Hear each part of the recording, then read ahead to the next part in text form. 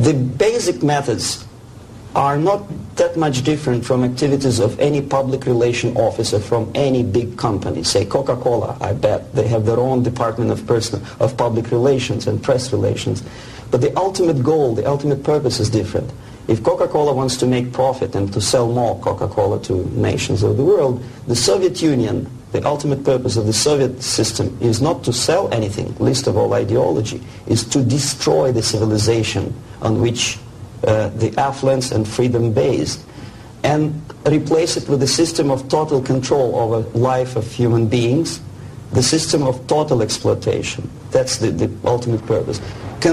My specific measures, which I was forced to do, unwillingly of course, but I had to do them just to promote myself further and further, is bribery, corruption, befriending politicians, members of parliament, influential scholars, members of civil service, businessmen. In other words, anyone who has anything to do with shaping of public opinion in the interests of the Soviet foreign policy. That would include a long process which sometimes is unnoticeable to an average person. It's a long-term process which is called ideological subversion. It's unnoticeable as movement of a small hand of a clock. You know it's going around, but even if you watch it intensely, you don't see the movement. The eventual result is befriending these people and trying to get them involved in the activity in the interests of the Soviet foreign policy. The immediate impulse when I learned that the Soviet Embassy, Department of Research and Counter-Propaganda, of which I was a deputy chief, is engaged neither in research nor in counter-propaganda. It is a department which is compiling information of private nature on individuals divided in two groups, good boys and bad boys. The sympathetic people were promoted in media and public life. The people who were opposed to the Soviet foreign policy were blackwashed, blackmailed, and destroyed, first morally and sometimes physically too.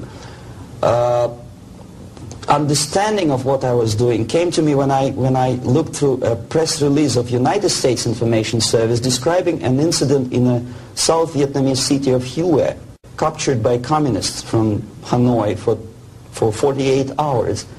Then it was recaptured by United States and South Vietnamese armies, and to their horror they discovered that within 2 nights the communists could manage to round up more than 15,000 people and execute them.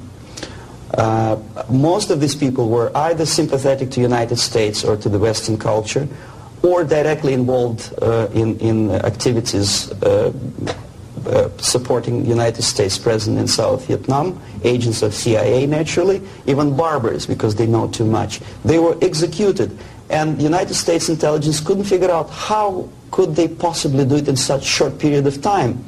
Later on they discovered, they found out from several defectors that long before communists occupied that city, there was an extensive omnipresent network of informers who knew exactly the addresses, the names, the whereabouts of each individual who was later executed.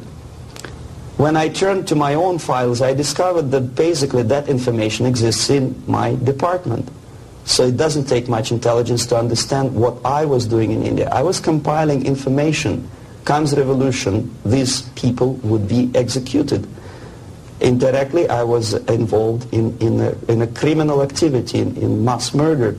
I decided to defect and explain it to Americans, and the response I already described. I was called a paranoid.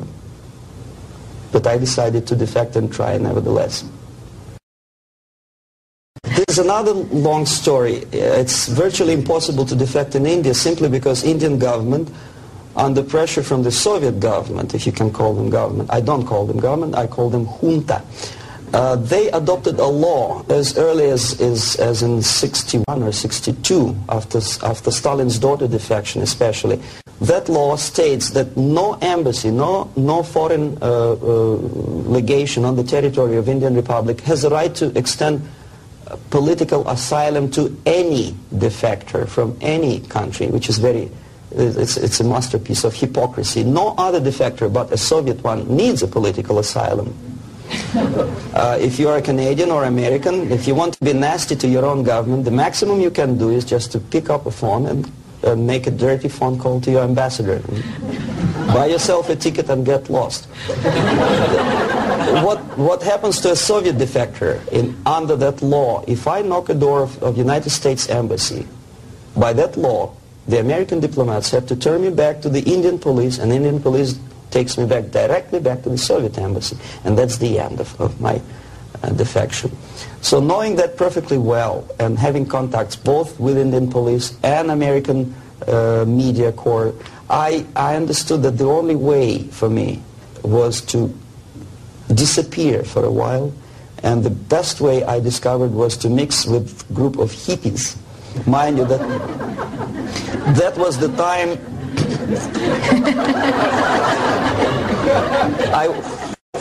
I was 13 years younger, so I looked slightly different, of course.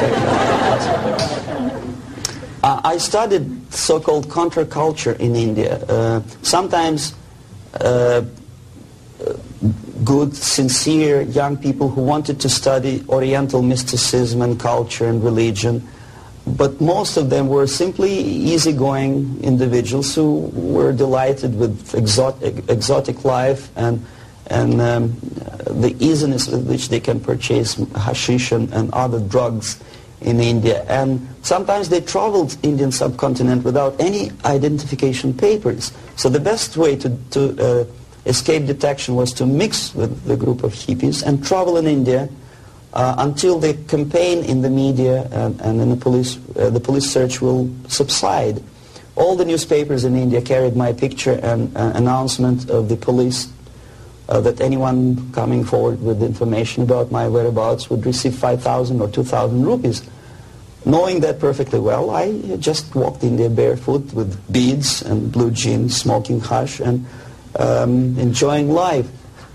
Until I found sympathetic journalists who smuggled me from India to Greece. Mind you, that was a military dictatorship at that time. Then only I approached American CIA, and they helped me to land in Canada as a legit, ordinary immigrant. So now I'm a Canadian citizen, as you can see from my patriotic tie. Canada is a kind of middle of the road country where there are so many various ethnic groups that another strange character who speaks both Russian and English and two Oriental languages, I didn't have any problem fitting into academic circles, and first being just a student at the University of Toronto and later a producer with the Canadian Broadcasting Corporation.